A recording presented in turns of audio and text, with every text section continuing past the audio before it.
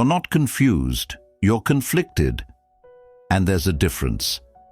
Confusion feels noisy, but what you're feeling is quiet, heavy, and persistent.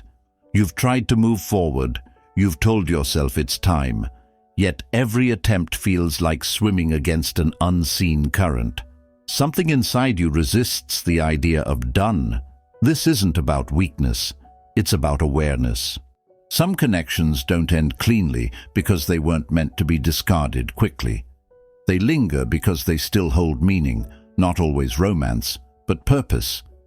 And when you try to silence that inner pull, life becomes restless instead of peaceful. If you're here, it's because part of you already knows this separation isn't as final as it looks. Not because the door is open, but because the story hasn't said what it needed to say yet. Listen closely.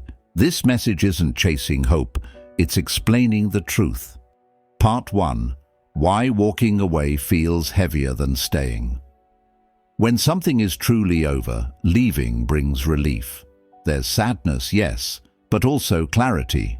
The air feels lighter. Sleep comes easier. Your nervous system relaxes. But that's not what you're experiencing.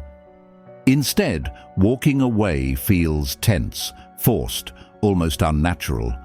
Psychology explains this through unresolved emotional loops.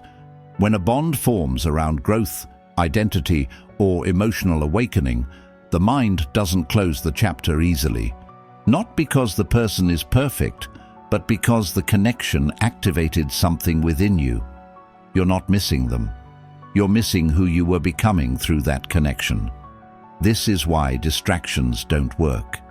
You can stay busy, meet new people, even smile, but the quiet moments still pull you back. Because unresolved connections don't scream, they whisper. And here's the truth most people avoid. Not every ending is meant to be immediate. Some endings are delayed because understanding must arrive first. Walking away before that understanding creates inner resistance. That resistance is what feels like pain. It's not telling you to run back, it's telling you to slow down. Part 2. When intuition speaks, it never shouts. Intuition doesn't beg for attention. It repeats itself softly until you stop ignoring it. If this person keeps appearing in your thoughts during still moments, not obsession, but gentle remembrance, that's intuition asking you to reflect, not react. Intuition is calm. Anxiety is loud. Learn the difference. Your mind may list reasons to move on, but your intuition asks a different question. What is unfinished here? Unfinished doesn't mean unfinished love.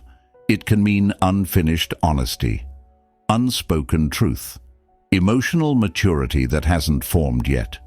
Many people confuse intuition with attachment, but attachment clings.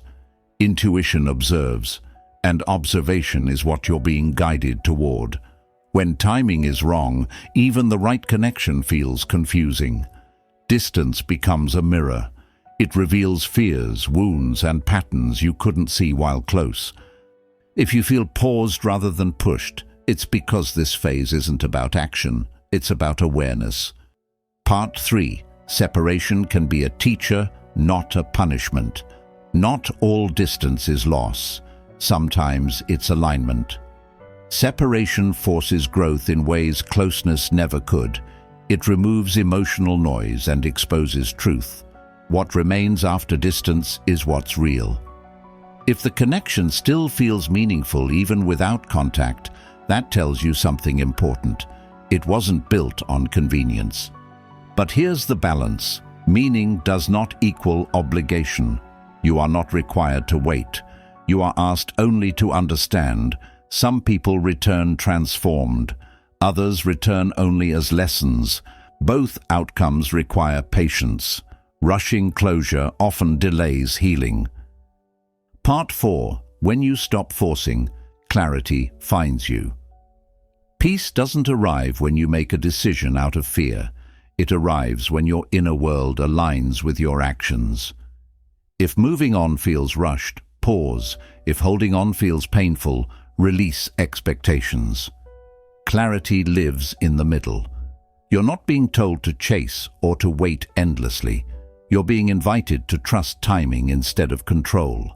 What's meant for you will meet you without inner resistance. Until then, growth is the assignment. And growth always comes before the truth. Sometimes, the bravest thing you can do is stop forcing answers. Not every connection is meant to be understood immediately. Some are meant to slow you down, soften you, and teach you how to listen to yourself again. If this person still lives quietly in your heart, don't judge it. Awareness is not attachment. Reflection is not a weakness.